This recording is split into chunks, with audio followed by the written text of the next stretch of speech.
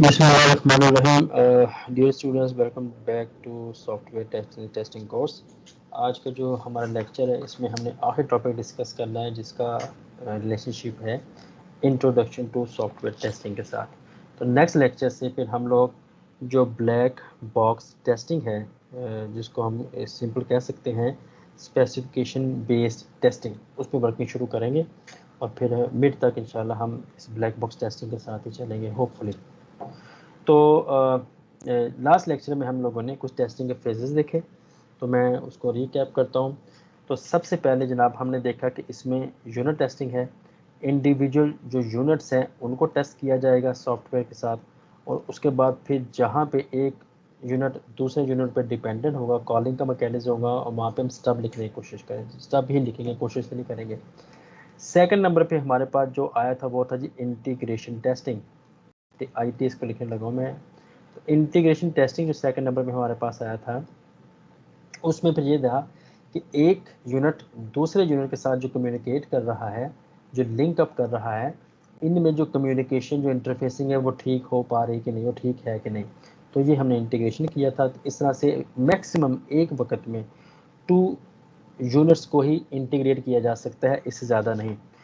Third number पर जो चीज़ हमने पढ़ी थी दैट वाज सिस्टम टेस्टिंग। अब हमने क्या कि एक इंडिपेंडेंट टीम ली और उसने इस पूरे सॉफ्टवेयर को इंडिपेंडेंटली टेस्ट किया एज अ सिस्टम डिप्लॉयमेंट के बाद। और उसके बाद हमारे पास आगे थी एक्सेप्टेंस टेस्टिंग। एक्सेप्टेंस टेस्टिंग में हमने क्या किया था कि जो यूज़र का वो जो पूरा वर्किंग सॉफ्टवेयर है, ये हमने टेस्ट करना था। और इसको टेस्ट करने के लिए हमने पहले नंबर पे ये काम किया कि ये हम अपने ही लोगों से अगर टेस्ट करवा लेंगे, कंप्लीट इंडिपेंडेंट टीम होगी जो खुद को प्रिटेंड करेगी यूज़र, एंड यूज़र, और इसके अकॉर्डिंगली सिस्टम को टेस्ट करेगी। तो दैट वाज अल्फ़ा टेस्टिंग। और दूसरे नंबर पर हम क्या करेंगे, इस पूरे सॉफ्टवेयर को इंस्टॉल कर देंगे क्लाइंट साइड पे, कस्टमर साइड पे, और उससे कहेंगे कि आप इस सिस्टम को खुद टेस्ट कर लें। That was beta testing. ठीक है जी। तो ये थी जी हमारे पास टेस्टिंग के फेजेस सारे के सारे। आई होप कि अभी आपकी अंडरस्टैंडिंग में बात आ चुकी होगी। तो ये था जी हमारे पास सारे के सारे फेजेस इसके।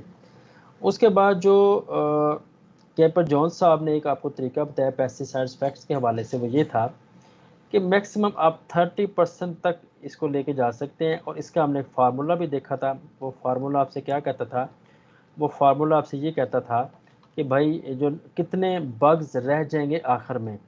तो इसका फार्मूला ये था कि आपके पास बग्स कितने हैं, आपके पास कितने बग्स हैं उनको देख लें। इन बग्स को आप मल्टीप्लाई कर दें 0.3 का मतलब है 30 डिवाइडेड बाई 100। इसलिए मैंने इसको सॉल्व करके वैसे 0.3 लिख दिया था, लेकिन अगर आप कोई प्रॉब्लम है तो आप देख सकते हैं कि 30 डिवाइडेड बाई 100 ये आ जाएगा। और कितनी टेक्निक्स आपने लगाई हैं फॉल्ट डिटेक्शन की। ठीक है, तो फॉल्ट डिटेक्शन की कितनी टेक्निक्स आपने यहाँ पे फॉलो की हैं, वो जनाब यहाँ पे लगा देगी। और जो भी इसका आंसर आएगा वो होगा जी इतने बग्स हैं, इतने डिफेक्ट्स हैं जो ट्रैवल कर देंगे, जो आप आइडेंटिफाई नहीं कर सकेंगे। तो ये हमारे पास इसका नेक्स्ट आ चुका है। तो ये था जी कैपर जॉन साहब ने जो इस पर डिस्कशन की थी, वो हमने इस पर देखा। तो पेस्टिसाइड इफेक्ट क्या कहते थे, ये वही चीज़ें पेस्टिसाइड इफेक्ट थी। उसमें क्या था कि आपने एक टेक्निक लगाई और उस टेक्निक के लगाने के बाद सिंपली क्या हुआ कि कुछ पेस्ट या कुछ डिफेक्ट्स या कुछ बग्स से आगे ट्रैवल कर गए। तो अब इसमें क्या हुआ कि हमारे पास पहला यहाँ पे कुछ बग्स की लिस्ट थी, इसमें से आपने कोई फिल्टरिंग की तो ये आगे मूव कर गया। तो अब फिर आपने इसमें से फिल्टरिंग की तो फिर इसमें से कुछ आगे और मूव कर गए। तो इस तरह से हमने देखा आखिर में यहाँ पे कुछ ना कुछ बग्स बाकी रह जाते हैं। तो ये था जी पेस्टिसाइड इफेक्ट है, इसको फॉल्ट मॉडल भी कहते हैं इनफैक्ट। फिर हमने देखा कि बेसिकली हमने वेरिफिकेशन पढ़ी, मतलब अंडर जनरल लेवल पे देखा, वैलिडेशन को देखा, टेस्टिंग को देखा। फिर हमने देखा वी मॉडल टेस्टिंग को कैसे हैंडल करता है। और फिर हमने एक क्वेश्चन किया, तो एक्चुअली वो ये तो नहीं था, वो ये था कि वाटरफॉल के अंदर किस जगह के ऊपर हमारे पास टेस्टिंग हो रही है और किस जगह के ऊपर वेरिफिकेशन हो रही है और किस जगह पे वैलिडेशन हो रही है। तो यहाँ से पता ये चला कि कोड एंड टेस्टिंग ये 2 क्रिटिकल फेजेस हैं जिसमें आपको verification, validation and testing involve होती नज़र आती है। तो ये जो हमने काम किया था ये बिलोंग करता था हमारे लास्ट लेक्चर के रिव्यू के साथ। आई होप कि ये सब चीज़ें आपके अंडरस्टैंडिंग में आ गई होंगी। आज हम आखिरी चीज़ डिस्कस करेंगे इंट्रोडक्शन टू सॉफ्टवेयर टेस्टिंग के हवाले से, तो और फिर इसको वाइंड अप करेंगे। आज के लेक्चर में हमें दो चीज़ें पढ़नी है। पहली तो ये है कि एक जो टेस्टिंग है इसकी लाइफ साइकिल क्या मॉडल, कोई ना कोई मॉडल इसका भी होगा, उसको देखेंगे। और एक ही चीज़ है कि सॉफ्टवेयर टेस्टिंग कुछ लिमिटेशन है।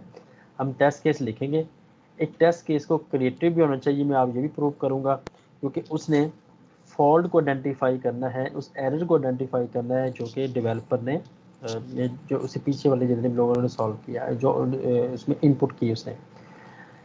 तो टेस्टिंग लाइफ साइकिल मॉडल क्या है, देखें जी। सबसे पहले हमारे पास यहाँ पे जैसे आपको यहाँ पे लेफ्ट पे नज़र आएगा और फिर राइट पे नज़र आएगा। तो लेफ्ट के अंदर हम हस्बे तौफीक हर बंदा एरर इंट्रोड्यूस करवाएगा, और राइट साइड पे हर बंदा, मैं ये नहीं कहता हस्बे तौफीक, अब राइट साइड पे हर बंदा अपनी पूरी कोशिश करके उस एरर को उसमें से फाइंड आउट करके रिमूव करेगा। तो सबसे पहले ये है जी वो चीज़ें जो आपने अंडरस्टैंड करनी है। तो लेफ्ट साइड से शुरू करते हैं। तो सबसे पहले हमने लिखी रिक्वायरमेंट्स। रिक्वायरमेंट जब हमने लिखी तो इसमें से जो फेजेस हैं मैं रीकैप कर दूं। रिक्वायरमेंट में स्टेप नंबर 1 में हम जो रिक्वायरमेंट्स हैं उनको एनालिसिस करते हैं, एलिस्टेशन करते हैं, सॉरी यहाँ रिक्वायरमेंट की गैदरिंग। फिर हम ये स्टेप करने के बाद रिक्वायरमेंट को एनालिसिस करते हैं यूज़ केस वगैरह के साथ, एक्टिविटी डायग्राम के साथ। रिक्वायरमेंट को हमने कर लिया एनालिसिस। एनालिसिस करने के बाद हमारे पास जो नेक्स्ट थी, रिक्वायरमेंट को हमने कर दिया स्पेसिफाई। स्पेसिफाई का मतलब है हमने इसको भी एसआरएस के फॉर्म में लिख दिया। और फोर्थ नंबर पे हम करते हैं रिक्वायरमेंट की वैलिडेशन। वैलिडेशन क्यों कर रहे हैं, क्योंकि रिक्वायरमेंट अब लिखी जा चुकी हैं। अब हम देखें ये बिल्कुल ठीक वाली लिखी जा चुकी हैं, और इनमें रिलेशनशिप क्या है कि यहाँ पे जो रिक्वायरमेंट लिखी गई हैं ये वही हैं जो कि इस वक्त कही गई थी। ये चीज़ कौन मेक श्योर करता है, ये वाला प्रोसेस, ये वाला, ठीक है जी। तो रिक्वायरमेंट लिखते हुए वैलिडेशन की उस टेक्निक से इंस्पेक्शन है, वॉक थ्रू है, इस तरह की बाकी चीज़ें, तो वो हमारा इसमें टॉपिक नहीं है।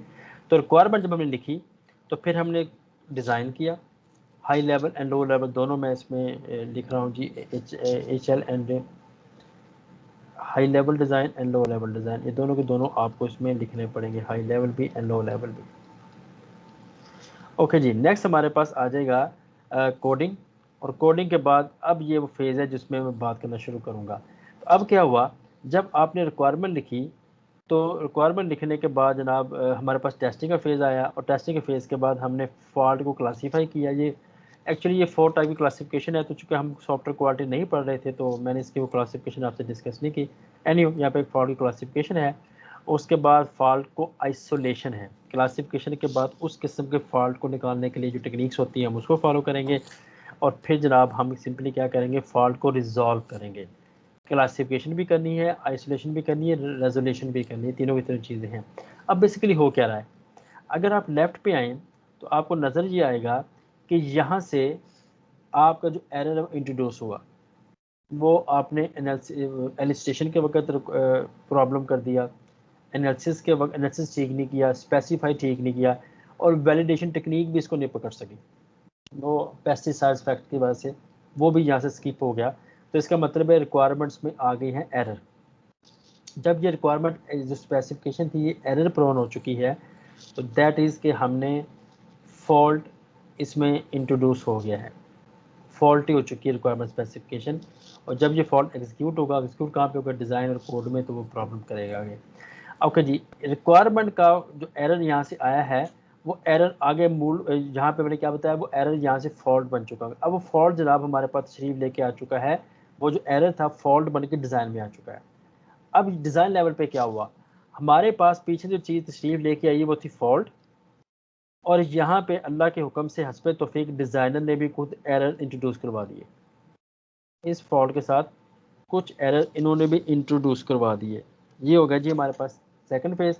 अब यहाँ से जो चीज़ हमारे पास आई है इसका मतलब है डिज़ाइन के फॉल्ट। अब डिज़ाइन का जो टोटल फॉल्ट हमारे पास है वो क्या है जी, एरर, टोटल एरर हमारे पास क्या है, एरर प्लस फॉल्ट दोनों मिल के हमारे पास वो चीज़ आगे आई है। तो वो आगे फॉल्ट के फॉर्म में चल के कोडिंग में। अब कोडिंग में हमारे पास क्या आया है, कोडिंग में हमारे पास माशाल्लाह से जो पीछे से फॉल्ट्स आई हैं, अब वो फॉल्ट कौन कौन सी हैं, नंबर एक डिज़ाइन की फॉल्ट, डिज़ाइन का एरर, नंबर दो रिक्वायरमेंट का एरर। ये दोनों के दोनों जो पीछे से अगर 2 टाइम जो फॉल्ट हमारे पास यहाँ पे आ चुके हैं, और एरर जो यहाँ पे खुद इंट्रोड्यूस करवाए जाएंगे कोडिंग लेवल पे डेवलपर की तरफ से।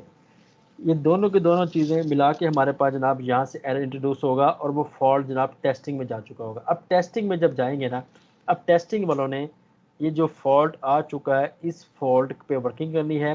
तो उन्होंने क्या करना है जनाब, इन फॉल्ट को सबसे पहले क्लासिफिकेशन करनी है। मतलब अब हमारा मकसद है इन फॉल्ट्स को आउट करना, सिस्टम से बाहर निकालना।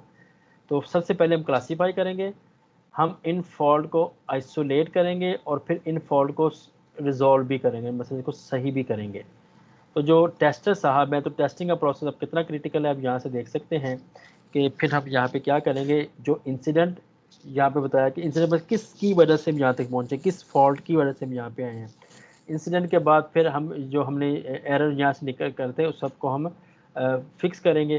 तो ये है जी, इस लेफ़्ट साइड के ऊपर आपको नज़र ये आ रहा है कि जो हमने कुछ बग्स इसमें इंट्रोड्यूस करवाए, और ये है वो सब स्टेजेस। और राइट जो यहाँ से हमारा जो टेस्टिंग वाला फेज़ है, इसमें हमने उन बग्स को फाइंड किया, और फाइंडिंग के बाद उन बग्स को टेकिंग आउट वाला जो प्रोसेस है वो टेस्टिंग फेज़ पे किया। तो ये जो अभी आपको नज़र आ रहा है, इस चीज़ को हम कहते हैं G testing life cycle model. I hope ये अब आपके अंडरस्टैंडिंग में चीज़ आ चुकी होगी, कोई भी ऐसी इसमें क्रिटिकल चीज़ है नहीं।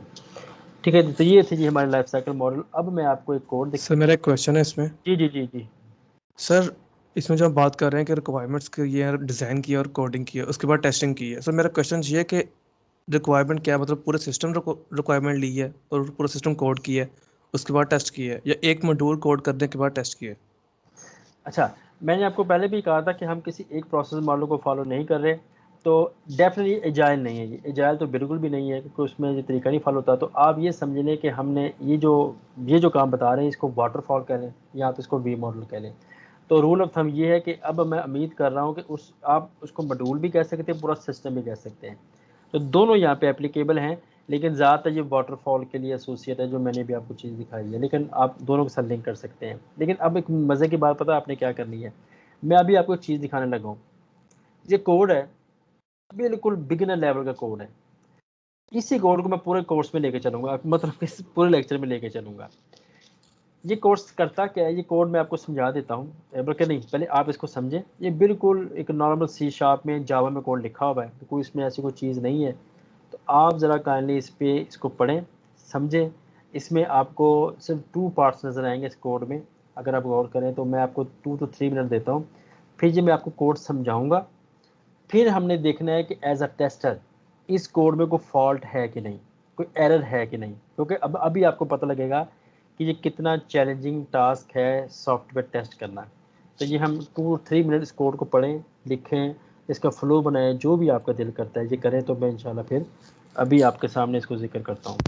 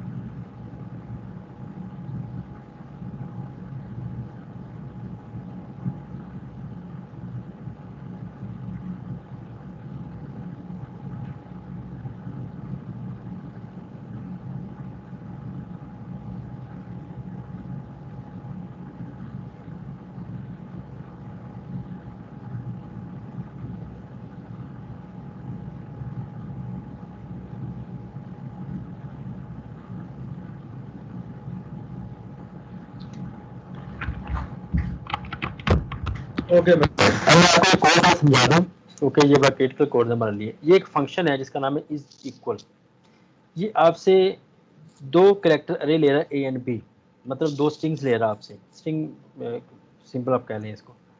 अच्छा, अब इसमें एक बुलियन रिजल्ट है, ये रिजल्ट ट्रू या फॉल्स रिटर्न करेगा, इसलिए इसका नाम हमने भूल किया है। अच्छा, ये जो अगर ये है आप लिखेंगे इसको जावा में, इसको बुलियन कर देंगे और कोई ख़ास फ़र्क नहीं है। अच्छा, ये कोई मैं समझता हूँ जो भी ये डेवलपर था ना, ये बड़ा अक्लमंद डेवलपर था। उसकी रीज़न क्या है, देखें उस बंदे ने क्या किया है कि फ़र्ज़ करें हम मैपिंग करने की कोशिश करते हैं, मतलब कि कंपैरिजन करना ना हमने। मैं कहता हूँ जी एनटीयू को, क्या एनटीयू और फास्ट, ये अब इस मामले में ज़रा देखें कि जो हमारे पास एनटीयू है इसकी लेंथ कितनी है। यहाँ पे जो एनटीयू है इसकी लेंथ हमें नज़र आ रही है, करेक्टर लेंथ है 3, और जो फास्ट है इसकी करेक्टर लेंथ है 4। तो यहाँ पे एक बंदे ने अक्लमंदी ये की है कि अगर लेंथ ही बराबर नहीं है तो भाई फिर इनको कंपैरिजन करने का बेनिफिट ही नहीं है, तो पहली ही बार हमने रिटर्न फॉल्स कर दिया। तो इस लेवल पे उसने बड़ी अक्लमंदाना तरीके से क्या किया कि ए की लेंथ ली, बी की लेंथ ली, और अगर दोनों इक्वल नहीं है तो यहीं से उसने कहा रिटर्न फॉल्स करके सिस्टम फारग करो, आगे जाने की ज़रूरत ही नहीं है। यह है जी पहली कंडीशन। लेकिन अगर दोनों कंडीशन, मतलब अगर दोनों इक्वल हैं, एग्जांपल है एनटीयू है और यूईटी है, अब यहाँ पे दोनों की लेंथ बिल्कुल इक्वल है, 3 दोनों की लेंथ है। तो अब अगर लेंथ इक्वल है तब ही हम एल्स वाले लूप में जाएंगे, वरना हम एल्स वाले लूप में नहीं जाएंगे ताकि हमारा सिस्टम की प्रोसेसिंग टाइम फजूल वेस्ट ना हो। ठीक है, तो इस मामले में हम इसमें से मूव करेंगे। अब हमने करना क्या है, अब हमारे पास एक इंडेक्स आ चुका है पहली स्ट्रिंग का, मतलब अरे है ना बेसिकली, तो एक, अब डेफिनेटली हमारे मामले में ये दोनों इंडेक्स की लेंथ सेम है। अगर लेंथ सेम है तभी तो हम इस कोड में घुसे हैं ना। और दूसरे नंबर पे हमारे पास इंडेक्स है ये वाला। अब हमने करना क्या है जी, अब हमने करना बच्चों ये है कि इंडेक्स बाय इंडेक्स दोनों को कंपेयर करना है। मतलब अगर मैं इस चीज़ को यहाँ से ले लूँ ये, तो अब हम क्या करेंगे, ज़ीरो इंडेक्स पे जो डेटा पड़ा है उसको ज़ीरो इंडेक्स से डेटा से कंपेयर करो। ये बता रहा है कि हर दोनों की लेंथ ले लो। ये कह रहा है कि ज़ीरो इंडेक्स पे डेटा पड़ा वो, और हर इंडेक्स इस वक्त है ज़ीरो इंडेक्स, अगर तो इन दोनों के जो डेटा पड़ा है वो इक्वल है तो रिटर्न ट्रू कर दो, मतलब यहाँ पे पड़ा है n और यहाँ पे पड़ा है n, तो रिटर्न कर दो, वरना फिर ख़त्म कर दो। अब ये क्या करेगा, इंडेक्स बाय इंडेक्स आगे मूव करता जाएगा और दोनों इंडेक्स को कंपेयर करता जाएगा, और अगर इसको इंडेक्सिंग इक्वल नहीं मिलती तो ये रिटर्न फॉल्स कर देगा। तो अब इसका मतलब है अब हमारे पास फॉल्स आ रहा है दो जगह पे, एक तो आ रहा है कि अगर तो लेंथ बराबर नहीं है और या किसी या इंडेक्स के ऊपर डेटा बराबर नहीं है, और एक जगह ट्रू है, और ट्रू आ रहा है जब ये दोनों इक्वल हो जाएंगी। और आखिर में जो भी इसका रिजल्ट था हमने उसको कर दिया रिटर्न। मेरे ख्याल में एक वो बड़ा शार्प किस्म का ये प्रोग्रामर है क्योंकि उसने एक कोड लिखा है मेरे ख्याल में। ठीक है जी, अब क्वेश्चन ये है, एज अ टेस्टर हमने सबसे पहले इसके लिखने टेस्ट केस। टेस्ट केस में हमें क्या क्या चीज़ आइडेंटिफाई करनी, जरा वो भी देख लें। टेस्ट केस के अंदर बच्चों जिसे हमने आइडेंटिफाई करनी है वो ये है कि हमें यहाँ पे 2 स्ट्रिंग्स चाहिए जिनको हमने कंपेयर करना है, नंबर 1। और इसमें कुछ ऐसी टेस्ट केस पे लिखने हैं जहाँ पे लेंथ इक्वल ना हो और जहाँ पे लेंथ इक्वल हो। ठीक हो गया। अच्छा, जहाँ पे लेंथ इक्वल है तो फिर हमने डिफरेंट लेंथ के स्ट्रिंग इस पर कंपेयर करके देखने हैं। तो एज अ टेस्टर मैं आपके सामने एक टेबल लेके आने लगा हूँ। अब वो टेबल कुछ ये है, मैंने भी आपसे क्या कहा था कि हमें 2 स्ट्रिंग चाहिए, तो अब आप देख सकते हैं यहाँ पे हमारे पास एक फर्स्ट स्ट्रिंग है, दूसरे नंबर पे हमारे पास यहाँ पे एक सेकंड स्ट्रिंग है। ठीक हो गया। इन 2 स्ट्रिंग्स को हम कंपेयर करेंगे, तो कंपैरिजन में अब इसको लेके चलेंगे। अब मैंने आपसे कहा था कि डिफरेंट लेंथ भी चाहिए, तो आप देख सकते हैं यहाँ पे हमने इसको डिफरेंट लेंथ में भी टेस्ट किया है, रैट और डोर की फॉर्म में। और फिर हमने सिमिलर लेंथ के ऊपर भी इसको टेस्ट किया है। इसमें डबल कोट्स आपने इंक्लूड नहीं करने, ये मैं आपको सिंपल बता रहा हूँ कि स्ट्रिंग्स है, डबल कोट्स मतलब स्ट्रिंग है और कुछ नहीं है। एक्सपेक्टेड रिजल्ट क्या आना चाहिए ये आप बता दें ज़रा मुझे। तो लाइन नंबर 1 के ऊपर देखने की कोशिश करते हैं जी। अगर हम इस जगह पे सॉफ्टवेयर को टेस्ट करेंगे तो यहाँ पे जो पहली इफ कंडीशन है वो वायलेट हो जाएगी, मतलब दोनों की लेंथ चूँकि बराबर है, कैट एंड डॉग दोनों की लेंथ है 3, तो ये क्या करेगा, एल्स में चला जाएगा। एल्स में जाने के बाद जनाब यहाँ पे एक्सपेक्टेड रिजल्ट आना चाहिए रिटर्न फॉल्स। ठीक है, इसको यहाँ पे फॉल्स रिटर्न करना चाहिए। क्यों? क्योंकि ये इंडेक्सिंग के मुताबिक दोनों सेम नहीं है। अच्छा, अब स्टेप नंबर 2 में आए। स्टेप नंबर 2 में अब होना क्या चाहिए कि लेंथ दोनों की इक्वल है। अब ज़रा आपने सोच के बताइएगा, ये मेरे ख्याल में यहाँ पे आना चाहिए ट्रू। अच्छा, अब इसमें स्टेप नंबर 3 में इसमें आना चाहिए। अच्छा, जैसे अब स्टेप 3 में आए तो दोनों की लेंथ बराबर है, बराबर होने की वजह से ये वैसे भी इक्वल हैं, तो यहाँ पे आना चाहिए हमारे पास ट्रू। अच्छा, उसके बाद 4 पे जाते हैं। तो लाइन नंबर 4 के ऊपर इसमें हम जब मूव करेंगे तो एक है एम्प्टी स्ट्रिंग और ये है एक बॉल, तो इसकी लेंथ ही बराबर नहीं है, तो या तो 100% फॉल्स होना चाहिए इसको। अब फिर 5th नंबर पे आए। 5th नंबर पे वही चीज़ देखें आप कि यहाँ पे दोनों की लेंथ ही इक्वल नहीं है, तो ये भी आपके पास फॉल्स आ जाना चाहिए। ये ले 6 नंबर पे देखें, दोनों की लेंथ इक्वल नहीं है, दैट मस्ट बी फॉल्स, तो हम यहाँ भी फॉल्स इसको कर देंगे। अच्छा, यहाँ पे 7th पे देखें, दोनों की लेंथ भी बराबर है, दोनों स्पेस है इनफैक्ट, तो यहाँ पे इट शुड बी ट्रू। और उसके बाद इसको भी ट्रू आना चाहिए मेरे ख्याल में। तो अब आप बताइएगा इसका क्या बनना है, क्योंकि अब आपके रूल तब मेरे ख्याल में तो इसको ट्रू कर देना चाहिए उस बेचारे को। तो ये हमने 9 टेस्ट केसेस लिखे हैं। अब हमने मेरे ख्याल में, या जो सॉफ्टवेयर टेस्टर है उसने कहा कि अगर इन टेस्ट केसेस के ऊपर, मतलब कि अगर इन डेटा के ऊपर सॉफ्टवेयर को टेस्ट किया जाएगा तो मैं उम्मीद करता हूँ या करती हूँ कि कुछ ये चीज़ बनेगी। जैसे मैंने भी आपसे कहा था कि इट शुड बी ट्रू, लेकिन ये एक्सपेक्टेशन ये है कि इट शुड बी फॉल्स। अक्ल तो ये कहते हैं क्योंकि ये स्मॉलर एन है, ये कैपिटल एन है, यहाँ पे कैपिटल एन टू या स्मॉलर एन टू यू है। अक्ल ये कहती है इट शुड बी फॉल्स। ठीक है, ये जो दो चीज़ें जिसको मैंने इंटेरोगेटिव क्वेश्चन लगाया था, ठीक हो गया। तो ये वो चीज़ें हैं जी जिसको रिप्रेजेंट किया टेस्टर ने। कहा जी कि अगर इस टेस्ट केस के अगेंस्ट में आप सॉफ्टवेयर को टेस्ट करेंगे तो ये एक्सपेक्टेड रिजल्ट आना चाहिए। ये था जी टेस्ट केस लिख दिया। अब हम करेंगे क्या, अब हम यहाँ पे लिखेंगे ये उसको कहते हैं ऑब्जर्व्ड।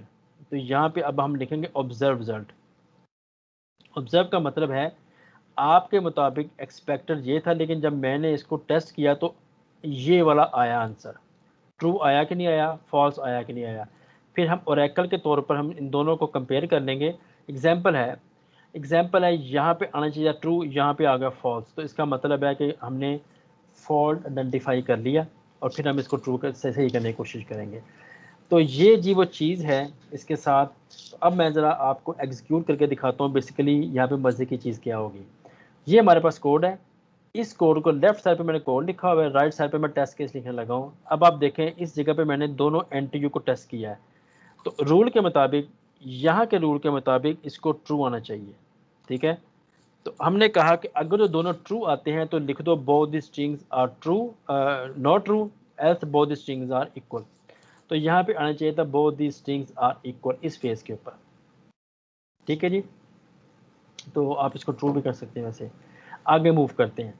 अब आप देखें एनटीयू एंड दूसरा एनटीयू, तो रूल के मुताबिक इट शुड बी फॉल्स, लेकिन मज़े की बात आपको ये नज़र आएगी कि both the strings are equal, जो कि नहीं होना चाहिए था। ये हमने फॉल्ट को आइडेंटिफाई कर लिया। अब आगे मूव करते हैं। आपके ख्याल में यहाँ पे क्या होना चाहिए जी, मैट एंड यहाँ पे क्या होना चाहिए, false. But it will return true. अच्छा, अब आगे देख लें, अगर आखिर हो क्या रहा है, ऐसा कुछ जान सकते हैं? सर वो असल में ये जो लूप सर वो लास्ट वैल्यू ट्रू हो जाती है ना इंडेक्स की, अगर एक लास्ट भी वैल्यू लास्ट सेम आ रहा है। कैरेक्टर इसमें सेम हो सिंपल है कि अगर आपके पास लेंथ भी सही है और आखिर का इंडेक्स भी सिमिलर है, क्योंकि हम तो ये देख रहे हैं होना क्या चाहिए था, यहाँ पे फॉल्ट क्या है। जैसे ही हमने देखा था कि a इक्वल बी है, अगर जैसे हम देखते कि बराबर नहीं है तो हमें इसको यहाँ पे ब्रेक लगानी चाहिए थी। ब्रेक का मतलब इसको आगे देखने की ज़रूरत ही नहीं है, सिस्टम से बाहर आ जाओ। जबकि ये है जी वो एरर फॉल्ट जो डेवलपर ने इंट्रोड्यूस करवाया। ठीक है, इसी तरह से एक आपको मैं कोड दिखाता है। इस कोड ने को बड़ा टफ टाइम दिया। ये टोटल 3 लाइन्स हैं। यहाँ पे उसने लिखना था J+1, गलती से उसने लिख दिया j-1। अब इसका एरर पकड़ने के लिए जनाब हमने टेस्ट केस लिखे हैं। अब मज़े की बात ये है, इन सब टेस्ट केसेस के ऊपर ये बिल्कुल सही रिजल्ट दिया इसे। उसकी रीज़न क्या थी? उसकी रीज़न है कि ये इंटीजर है। इंटीजर में क्या होगा? एग्जांपल है, जे की वैल्यू फर्ज कर मैं यहाँ पे देता हूँ जी 10, तो ये डिवाइड हो जाएगा 10 में से एक गया 9, तो ये आ जाएगा 9/3000, आंसर आ जाएगा 0, क्योंकि वो पॉइंट के बाद का डिस्कार्ड कर देगा, तो आंसर 0 आ गया। इस पर भी 0 आएगा, इस पर 1 आएगा, इस पर -2 आएगा, बिल्कुल ठीक है। लेकिन फॉल्ट इसमें है, वो ये वाला फॉल्ट है, वो पकड़ा नहीं जा रहा। तो ये सिर्फ 3 लाइन का कोड टेस्ट करने के लिए जनाब डेवलपर्स बेचारे, ये रियल में कोड था जो चैलेंज बन गया दुनिया के लिए। और जनाब ये टेस्ट हुआ है for a 16-bit encoding of integer out of 65,530 testable values. यानी कि इतनी बड़ी वैल्यूज़ हमने इस पर सॉफ्टवेयर को टेस्ट किया गया और 6 जगह पे बग आइडेंटिफाई हुआ। सिर्फ 6 वैल्यूज़ ऐसी हैं जिसने जो बग आइडेंटिफाई किया है, वो वैल्यूज़ ये वाली हैं। इन वैल्यूज ने जो बग पकड़ा है। अब आप देखें कि इस 3 लाइन के कोड को टेस्ट करने के लिए कितना टफ टाइम मिला है डेवलपर्स को, टेस्टर्स को। तो ये है जी चैलेंजेस, बेसिकली इसके लिमिटेशन में चैलेंजेस ना, इसके जो है ना चैलेंजेस। तो अब कुछ इसकी लिमिटेशन ये है, बेसिक लिमिटेशन टेस्टिंग ये प्रूव नहीं कर सकती कि हर चीज़ करेक्ट है। टेस्टिंग ये डिमॉन्स्ट्रेट कर सकती है कि इसमें फेलियर नहीं है, लेकिन ये करेक्ट है कि नहीं 100% ये टेस्टर नहीं बेचारा बता सकता। इसमें टेस्टर ये भी नहीं बता सकता कि ये 100% इसमें फेलियर नहीं होगा, क्योंकि हमने देखा वो पेस्टिसाइड फैक्ट भी इसमें आएगा। और आखिर में ये है कि जो टेस्टिंग है इसको कंबाइन करना पड़ेगा आपको फॉल्ट रेजोल्यूशन को सॉफ्टवेयर की इम्प्रूवमेंट के साथ। ये दोनों चीज़ें मिलाएंगे तो दुनिया में बेहतरी आएगी, वरना हम सब बड़े प्रॉब्लम में फंसे हुए हैं इन सब चीज़ों के साथ। तो ये जो आपने देखा, तो आज हमारा वाइंड अप हो चुका सब चीज़ें।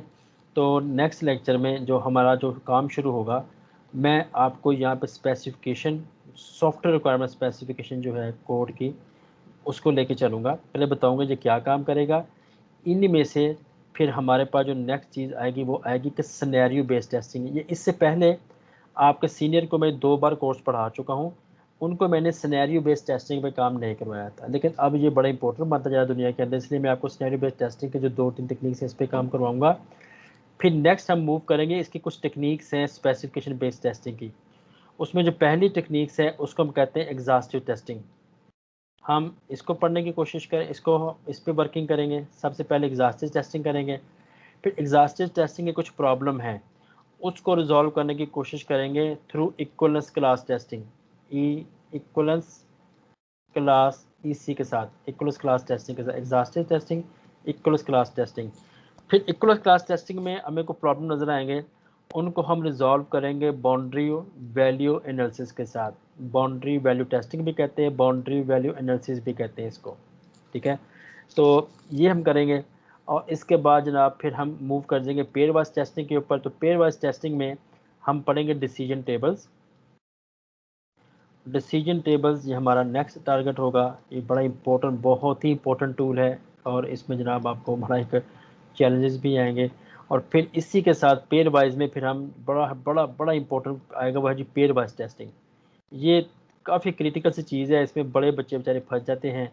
लास्ट में मैंने इसका क्वेश्चन भी दिया था पेपर के अंदर। अब आप ये सोच रहे हो कि शायद मैंने गैस दे दिया आपको, लेकिन इंपॉर्टेंट है, आपने इसको समझना है। और छठे नंबर फिर हम पेयर वाइज टेस्टिंग के बाद हम पढ़ेंगे स्टेट बेस्ड टेस्टिंग, यानी कि स्टेट टेस्टिंग या स्टेट बेस्ड टेस्टिंग, इसको स्टेट मशीन बेस्ड टेस्टिंग भी कहते हैं। तो ये 6 टेक्निक्स है जो हमने पढ़नी है, जिसमें से इसकी एक एक्टिविटी होगी, एक्टिविटी 1 हम इसकी करेंगे, एक एक्टिविटी हम करेंगे डिसीजन टेबल की, एक्टिविटी 2, एक एक्टिविटी का मतलब लैब, एक्टिविटी 3 हम करेंगे पेयर वाइज टेस्टिंग की, और 4th नंबर पे एक्टिविटी करेंगे स्टेट बेस्ड टेस्टिंग की। ये मैं काफ़ी हद तक करवाता हूँ, कई बार इसको मैं स्किप भी कर देता हूँ, लेकिन 3 एक्टिविटीज़ में लाजमी होंगी।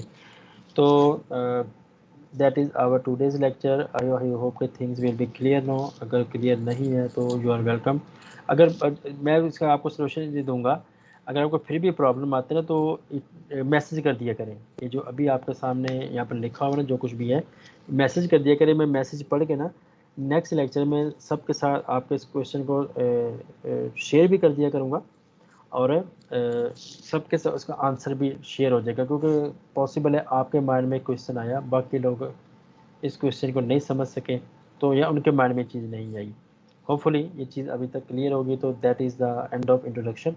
तो नेक्स्ट इंशाल्लाह पे ब्लैक बॉक्स टेस्टिंग एक डिटेल चलेगी। ज़्यादातर मैं मेरे तक यही करवाता होता हूँ, तो फिर आगे ज़्यादातर हमारा जो हिस्सा कवर तो वाइट बॉक्स टेस्टिंग है।